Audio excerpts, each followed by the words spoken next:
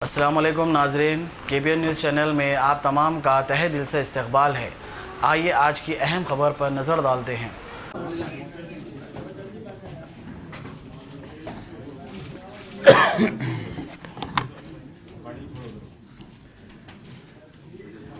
पिछले कुछ दिनों में दिल्ली के कुछ इलाकों में जो हिंसा की घटनाएं घटी हैं उसको लेके हम सब लोग चिंतित हैं और दिल्ली सरकार की तरफ से जो कदम हम उठा सकते थे हमने पिछले कुछ दिनों में उठाए हैं। मैंने पिछले कुछ दिनों में कई बार ये कहा भी है कि इसमें सबका नुकसान हुआ है, हिंदुओं का भी नुकसान हुआ, मुसलमानों का भी नुकसान हुआ, हमारे पुलिस के भी बहुत सारे कर्मचारी जो हैं, पुलिस वाले जो हैं वो ज़ख्मी हुए। एक पुलिस हेड कांस्टेबल रतनलाल जी की मौत हो गई, एक IB ऑफिसर की मौत हो गई। तो इस किस्म की घटनाओं का, इस हिंसा का से किसी को फ़ायदा नहीं हुआ।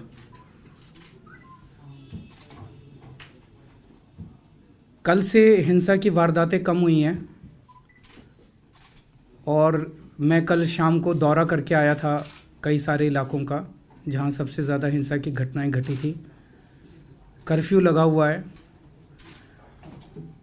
तो आज हमने कई सारी मीटिंग्स की हैं और जो दंगे से प्रभावित लोग हैं, जो दंगे से पीड़ित लोग हैं, उन लोगों के राहत के लिए और उनके रिहैबिलिटेशन के लिए कई सारे कदम उठाने का निर्णय लिया गया है। एक तो जो इंजर्ड लोग हैं, जो सरकारी हॉस्पिटल्स में आ रहे हैं, उनको तो हम पूरी उनका इलाज कर ही रहे हैं, लेकिन अगर कोई प्राइवेट हॉस्पिटल में जाके अपना इलाज कराता है तो फरिश्ते स्कीम जो दिल्ली सरकार की एक्सीडेंट विक्टिम्स के लिए थी कि अगर कोई भी रोड एक्सीडेंट विक्टिम है और उसको वो अगर किसी भी प्राइवेट हॉस्पिटल में जाके इलाज कराता है तो उसका सारा खर्चा दिल्ली सरकार देती है। उस फरिश्ते स्कीम को राइट अफेक्टेड लोगों के लिए भी लागू कर दिया गया है। आज शाम तक ऑर्डर्स जारी हो जाएंगे। तो अब जो भी लोग अपना इलाज, राइट अफेक्टेड लोग जो हैं, जो अपना इलाज, उसमें हमने क्राइम अफेक्टेड लोग भी और राइट अफेक्टेड लोग भी दोनों के लिए जारी कर दिया है कि जो लोग भी अपना प्राइवेट अस्पताल में इलाज कराएंगे तो हॉस्पिटल को रिइंबर्समेंट दिल्ली सरकार कर देगी, उनके इलाज का कोई खर्चा नहीं लगेगा। तो जो लोग इलाज करा के चले गए वो तो चले गए, लेकिन अभी जो लोग प्राइवेट में अभी जिनका इलाज चल रहा है उनको इसका फ़ायदा मिलेगा, या आगे अगर कोई भगवान ना करे और कोई दुर्घटना हो तो उनको भी इसका फ़ायदा मिलेगा। दूसरा, कर्फ्यू वाले एरियाज़ के अंदर कुछ लोगों को मुझे पता चला था कि दिक्कत आ रही है क्योंकि कर्फ्यू की वजह से वो लोग निकल नहीं पा रहे। वहाँ पे हम दिल्ली सरकार खाना पहुँचाने का इंतज़ाम शुरू कर दिया आज से, और इसमें हम NGOs की मदद ले रहे हैं, RWAs की मदद ले रहे हैं, local MLAs, councillors, public representatives, उनके ज़रिए हम खाना पहुंचाने की कोशिश कर रहे हैं। Round the clock helpline numbers जारी किए जा रहे हैं रिलीफ और रिहैबिलिटेशन के लिए। वो नंबर्स की डिटेल्स हम आप लोगों को अभी दे देंगे। और SDMs को नोडल ऑफिसर नियुक्त किया गया इन सभी हेल्प डेस्क्स के लिए। ये जो अफेक्टेड एरियाज़ हैं इसमें 6 SDMs हैं अभी और 12 SDMs को और नियुक्त किया जा रहा है। तो टोटल इस एरिया में 18 SDMs हो जाएंगे ताकि और गहन तरीके से यहाँ पे रिलीफ और रिहैबिलिटेशन मेजर्स इम्प्लीमेंट किए जा सकें। 4 नाइट मजिस्ट्रेट्स की नियुक्ति की जा रही है जो रात को भी अगर ज़रूरत पड़ेगी किसी तरह के रिलीफ की तो वो प्रोवाइड करेंगे। जिन लोगों की मौत हो गई है उनको हर एक को, उनके परिवार को 10-10 लाख रुपए का मुआवजा दिया जाएगा, जिसमें 1 लाख रुपया एक्स ग्रेशिया और 9 लाख रुपए डॉक्यूमेंट्स वेरीफाई करने के बाद होगा।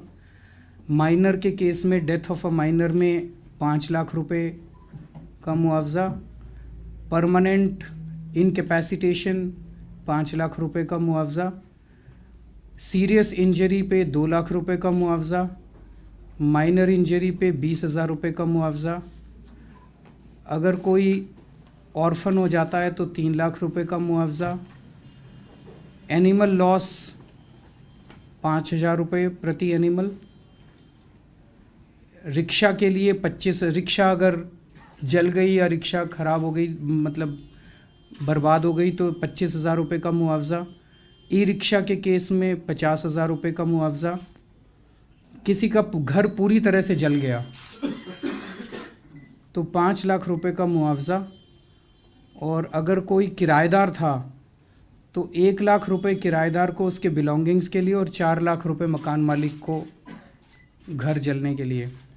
और अगर घर को पूरी तरह से नहीं जला लेकिन सब्सटैंशियल डैमेज है तो 2.5 लाख रुपए का मुआवजा।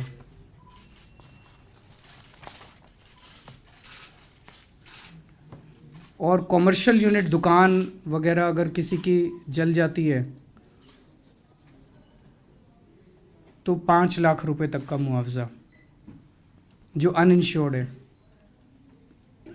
जिन लोगों के घर पूरी तरह से जल गए या सब्सटैंशियल जल गए और उनको इमीडिएट राहत की ज़रूरत है, क्योंकि ये सब कागजी कार्रवाई में थोड़ा सा समय लग सकता है, जिन लोगों को इमीडिएट ज़रूरत है उन्हें 25,000 रुपये का एक्स ग्रेशिया तुरंत दे दिया जाएगा ताकि उनकी ज़िंदगी सुचारू रूप से चल सके। जैसे मैंने कहा कि हेल्पलाइन भी है, ऑफिसर्स के दफ्तर भी हैं, लेकिन एक ऐप भी डेवलप किया जा रहा है, एक आध दिन में वो जारी कर दिया जाएगा, जिसके ज़रिए लोग यहाँ पे इसमें अपने क्लेम दाखिल कर सकते हैं और उसके बाद उनको बुला के उनसे सारे डॉक्यूमेंट्स भरवा लिए जाएंगे। कई लोगों के जिनके घर पूरी तरह से जल गए उनके ID card, Aadhaar card, community certificate, income certificate, property deeds वगैरह जल गए होंगे, तो उसके लिए स्पेशल कैंप्स रेवेन्यू डिपार्टमेंट लगाएगा जगह जगह पे ताकि उनको ये कागज़ दोबारा बनवाने में दिक्कत ना हो। ईस्ट दिल्ली म्यूनिसिपल कॉरपोरेशन को कहा जा रहा है कि उस एरिया में, मैं जब कल गया था, चारों तरफ पत्थर पड़े हुए थे, चारों तरफ जले हुए, तो उस एरिया की सफाई के लिए तुरंत कार्रवाई करे। मोहल्ले के लेवल पे हर जगह पीस कमिटीज़ बनाई जा रही हैं।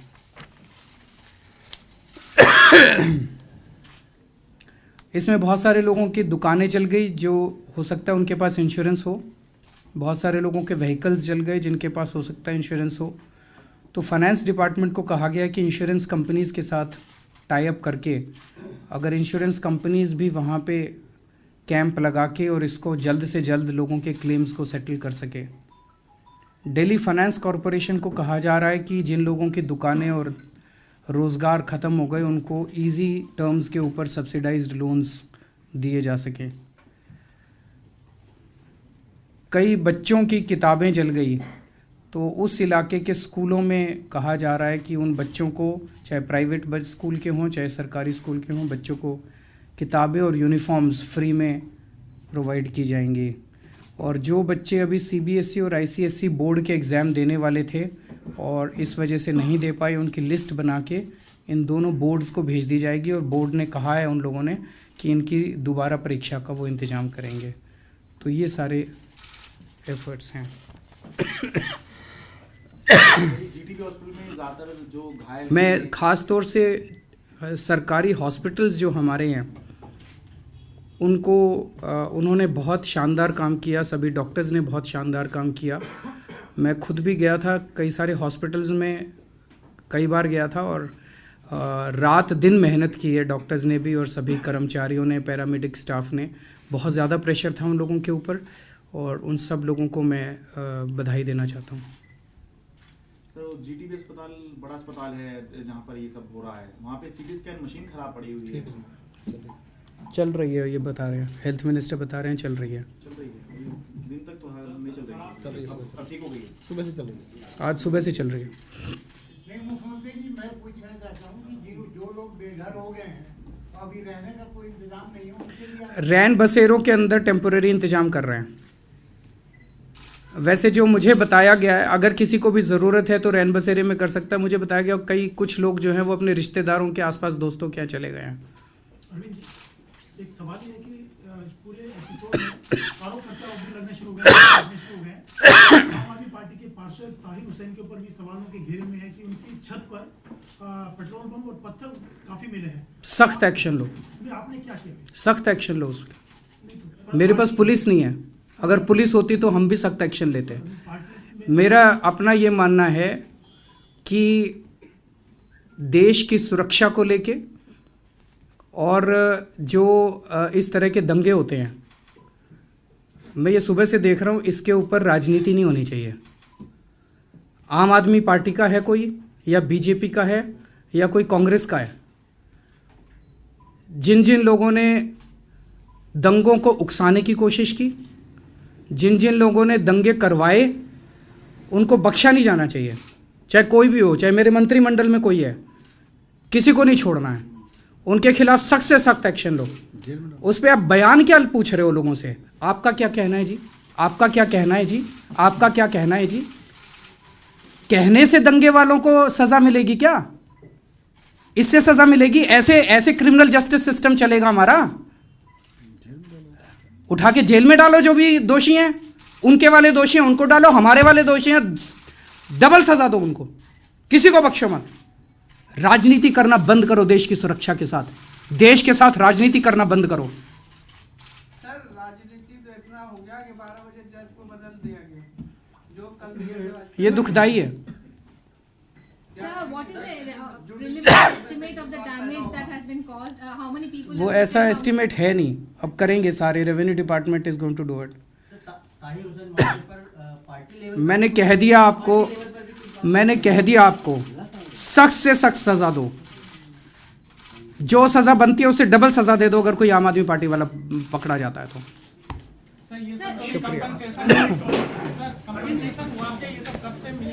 ये तुरंत हम कोशिश करेंगे, एक्स ग्रेशिया तो जल्दी से जल्दी देंगे, और जो खाना देने का वो चल रहा है शुरू। अगर आपने हमारे चैनल को अभी तक सब्सक्राइब नहीं किया है तो यहाँ पर रेड कलर का सब्सक्राइब बटन दिख रहा है, उसे क्लिक करें और हमारे चैनल को सब्सक्राइब कीजिए, और साथ ही साथ बेल आइकन को भी क्लिक कीजिए, जिससे आपको ताज़ा अपडेट मिलती रहे।